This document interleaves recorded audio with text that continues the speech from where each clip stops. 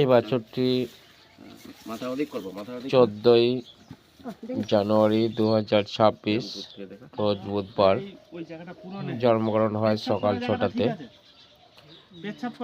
দেখতে পাচ্ছেন এটা একটি নারী ভুঁড়ি জন্মগতভাবে বাইরে তৈরি হয়েছিল, তাই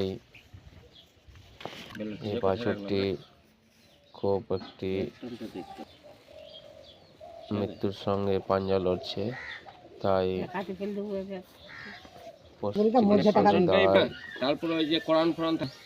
কিছু সার্জিক্যাল বুদ্ধি দিয়ে চেষ্টা করা হচ্ছে,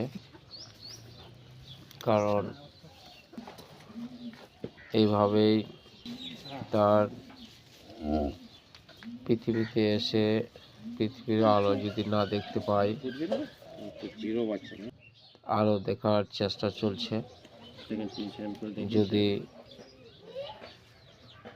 এইভাবে করে সে বেঁচে থাকে, তার জীবনযাপনটি সুখে থাকবে, কারণ এইভাবে বেশ কয়েকটি বাছুর বেঁচে আছে, এখনো পর্যন্ত কোনো অসুবিধা হয়নি। তাই এই বাছুরটি একটি বিকলাঙ্গ হয় চেষ্টা চলছে।